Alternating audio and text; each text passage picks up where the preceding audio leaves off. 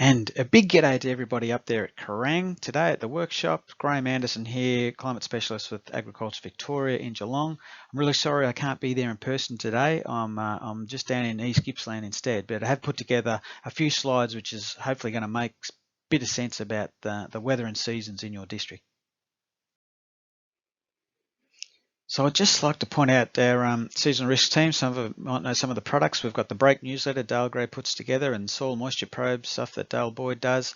We also run a whole bunch of regular webinars on climate. We probably speak at 140 forums a year. So a lot going on in that space. But if you want to see some of those products and learn a bit more about some of the other web tools we've got and posters, just head to that website. So first up, I'd just like to give a plug to the Climate App tool. It's a really useful tool for farmers. It's developed by the Managing Climate Variability program, and you can see all of these dots here are long-term rainfall records. So you can find one that's closest to your farm. I've just picked Kerang, Merrin Downs here, and you can do things like how's the season progressing. I've just done it from the start of January last year. This blue line's the long-term average. All of these years are individual years, and the red line is what's happened in the sort of last 13, 14 months. So it's a great little tool to keep track of what's how the season's progressing. And also with that tool, you can do other things like how often do we receive more than 50 mil of rain over a 2-week period in that record from 1st of March to 30th of May. So it helps just check your history, and often we're anticipating good autumn breaks and all of that sort of thing, but there's nothing like understanding, well, what's happened here in the past, and that climate tool is a really good one to have a look at. So just a bit of a review. 2019 was pretty dry, and what was probably most extraordinary, this is white areas are where it was average. This is where it was decile 10 or wettest 10% of years. Decile 1 is where it's the equivalent of the driest 10% of years and driest on record. So for all of the dry seasons we've had, you can see some large areas of Australia that had their driest year on record. So that's why there was no shortage of heat and dry air floating around the place last spring. We'll talk a little bit about why that unfolded. So a long-term rainfall record here from Kerang. This is goes back to 1881 back here. This is millimetres up the side, 200 mil, 300, 400, 500, 600, and you can see the long-term average is 372 mils, but some years it's over 600 and some years it barely makes 200. So you can see there's a lot of variability in the system, and you can see these last 2 years a bit drier. Now both those years were years when the Indian Ocean dipole was in its dry phase, so we'll talk a bit about that. You can see 2016 was when the Indian Ocean was in its wetter phase, and 2010-11 we'll talk about what was behind those wetter years. We had La Nina and Indian Ocean dipole both on their wet phases. So lots of variability in there. Some runs of drier years in the past, a lot of variability, probably wetter since the 50s, and we'll talk about what's driving some of that. Here's the same record, but we've just taken out the summer season, autumn, winter and spring. So again, you see lots of variability there. One thing we'll probably notice in the last 20 years, autumns are a little bit more hit and miss. So perhaps some of the winters a bit drier, and I guess the last 10 years, the springs, we haven't had too many. That 2016 spring was the only wet one we've had there in the last 10. Now, where does all of that moisture come from to make rain? So to make rain, you've got to have moisture, and this is one really key image. It's showing precipitable water across the planet, and what you'll notice is that most of that moisture is along the equator where the oceans are warmest. It's where a lot of the cloud is, and so seasonal forecasters watch these areas like a hawk in the Pacific Ocean and the oceans to our north and the Indian Ocean. And some years the pattern set up where all of that moisture is somewhere else on the planet, and it's hard to get that moisture feeding into weather patterns, and then some years it's all sitting around it. So that's really at the heart of seasonal forecasting, is keeping tabs on where is most of the moisture lining up this year. This is a great little map. You can see here southeastern Australia, and here's Antarctica. But key drivers behind a wetter and drier year. So we've got the El Nino Southern Oscillation. Some years there's lots of moisture coming from that, and especially in La Nina years. So 2010 and 11 is a famous one with lots of moisture barreling into us. The Indian Ocean Dipole, it also has wetter or drier years, and sometimes these two can team up. So 2010, 11, they were both in their wetter phase, and say 2015, they were both in their drier phase. So they can team up. And you can see these cold fronts whizzing around the Southern Ocean. That's driven by the Southern Annular Mode. Really important triggers for rainfall in southern Australia. So you need a wetter years when we've got more moisture floating around our part of the world, but also plenty of triggers to make it fall out. So they're really they're the key drivers that a lot of the forecasts are tracking. Now here's a long-term rainfall record back to 1900 for Kerang, but this is from a new local climate tool on the forecast for profit site. It's worth checking out. Basically, each of the years are color-coded depending on which climate driver was active in those years. And what's really interesting in that, in your district, just seeing in those years when there was a combined El Nino with a dry phase of the IOD, you can see they were the really driest years when both areas of moisture supply were knocked out.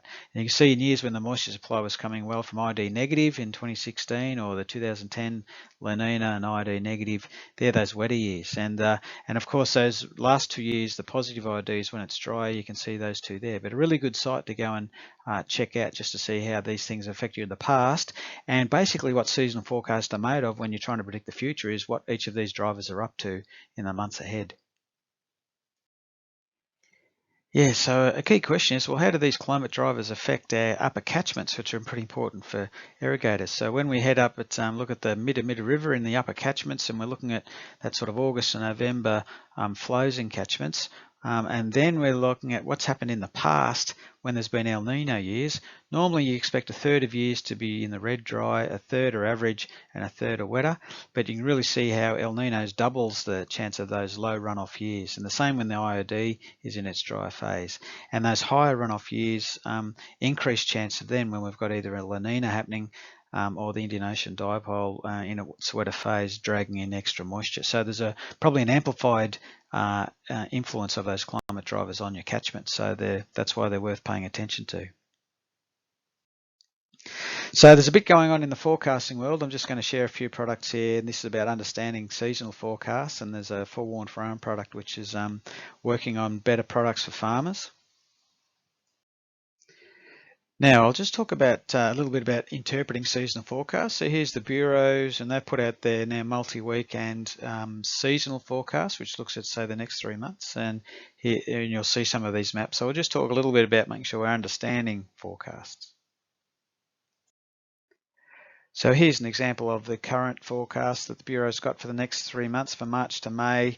This was issued on the 13th of February. You can see these sort of maps, and they give a probability of above or below the chance of exceeding median rainfall. So you can see here, looking at this area here, a 40% chance of exceeding median rainfall. So, but that's also meaning a 6% chance of less than average rainfall.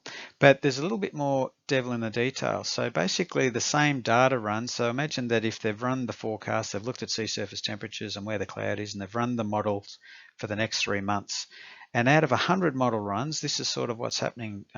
This is sort of showing the spread of the model runs for March, April, May for somewhere like Shepparton, not too far away. So you can see that decile 1, 2, 21 of the models landed there, 33 of the models landed in decile 3, 4, 19 of the models landed in decile 5, 6, and only 10 of the models landed in decile 9, 10. So it sort of gives you an example. That's basically, it's the same forecast, but it's just a different way of explaining it. And so often even, and a key is sometimes you might see a forecast where it says 50% chance of above or below median. A lot of people say, oh, that just means average. Actually, it doesn't quite mean average. It means often that there's as much chance of decile 1 as there is of decile 10. So just important that when we're reading these seasonal forecasts, we understand what they are saying and what they're not. Just for comparison, if we look back at these forecasts in September 2019, there were 51% of the model runs were landing in decile 1, 2. So some years is a much stronger signal than others. At the moment, it's all looking it's a bit unpredictable what will happen, which is often the case in autumn. Now, for a one-stop shop of making sense of forecast, the Fast Break newsletter that Dale Gray puts out with AgVic is a ripper. Basically, each month he puts this out. He looks at not just the Bureau's seasonal outlook, but he looks at the outlooks from the US, the UK, Europe, Korea, Japan, all of their seasonal forecast models, and he puts them on this graph and basically looks at Victoria and says how many are thinking average, how many are thinking wetter, how many are thinking drier. So this is the current one he's just looked at. See, there's 8 there sitting on average and there's 4 there sitting on the drier side of the fence. So it's a really good, simple way of getting a bit of a heads up of what's going. It's interesting, if you look at last spring, we actually had, for a couple of the months, all of the models that he looked at had us on the dry side of the fence. So some years is a much stronger signal than others. So what I've talked about is a lot of variability. Now I'm just going to cover, is there anything different to long-term natural variability? So this is a key one. This is a map of maps from 1910 through each decade of maximum temperature deciles, and the blue is cooler than average years, and the yellow is warmer than average years, and the dark orange warmest on record. So you can see a lot of variation there through the decades, but also you can see that, well, in the last couple of decades, things are really starting to warm up in that warming trend, and that's sort of been expected by a lot of the climate models, and it's to do with greenhouse gases trapping more heat. Basically, these days we're squeezing in an extra month of summer from a temperature point of view. So rainfall variability will continue, but really important to note that we're at the start of a trend where, you know, the summer season is getting bigger. Some of those summers will be wet, some will be dry, but it's that temperature thing that really is different to long-term variability. Yeah, and here you can see this is for Southeast Australia, maximum temperatures for summer, for autumn, winter and spring. So they've all got increasing trends. There's still quite a bit of variability around there, and so milder winters can be probably helpful for pasture growth. But this one, you can see spring in the last 10 springs has been quite a few, between 1, 2 and almost 3 degrees warmer than average. So that's summer turning up a month earlier. So that's what's a bit different to just normal variability. Now, another thing that's a bit different is just the pressure pattern over southern Australia, this region here. So you can see since 1950 up to recently, pressure varies from one year to the next, which is variability. But what's been happening is we've been having an increasing pressure trend. And what that does is it just squeezes out the odd bit of rainfall in some of those years. Now, that's a trend that's expected to continue in future, which is why we're expecting to have some dry years thrown at us in future. And I would just like to have a bit of a chat about the difference between weather forecasts and seasonal forecasts and climate change projections, and where we're more confident and where we aren't. Weather forecasts basically go out to 8 to 10 days. They're called deterministic forecasts, and they'll predict what the weather's going to be like on a particular day, temperatures, you know, what rain you might expect, wind and all of that. So they're all good. Just be aware that there's different models, and sometimes for some weather events there's the models don't all agree, so sometimes that's important to know when they're more confident and when they're not, so to get more than one opinion.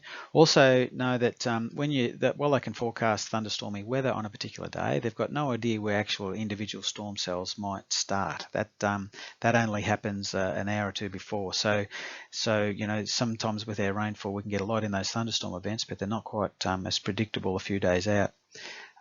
Important too, seasonal forecasts, what's sort of happening with them is, you know, depending on how oceans and cloud patterns are set up, they run the models for the next 3 months and they give you these probabilistic forecasts. No one actually knows what's going to happen, but sometimes those weather patterns can be really heavily skewed, especially in years when there's a really strong climate driver away. So some years seasonal forecasts offer a lot more value than other years. So, and if anyone's telling you they know what's going to happen in the next 3 months, then they're pulling your leg. So just be wary of that. Also, with climate change projections, there's a lot of confidence around those trends of increasing heat. There's an increasing temperature because there's increasing heat being trapped in our atmosphere, and that's 90% of that heat's going into oceans, so that's something we're going to see a lot more of. What happens is basically as things get hotter along the equator, we see a poleward shift of weather patterns. So for our part of the world, we see weather patterns sort of shifting south. So there's a high degree of confidence around that, but there's a lot of uncertainties, especially around how it will affect some of these key drivers of our variability.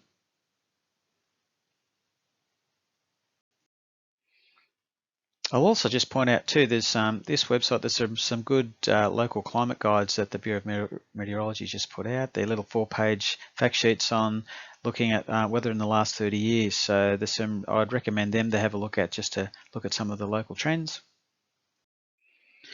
So just some more resources and tools. Rob will point you to this one. Extension Oz got a really good website.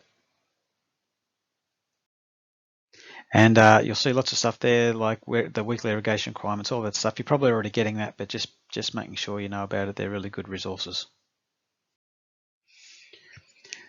So no matter what happens in the future, I mean, we've got seasonal variability and climate change in the mix, so that's going to give us plenty of challenges with dealing with a bit more variability and plus increasing incidence of drier and warmer. But I guess there's a lot of things that are in our favour, and this is a lot of the things that are being applied across farms in all districts.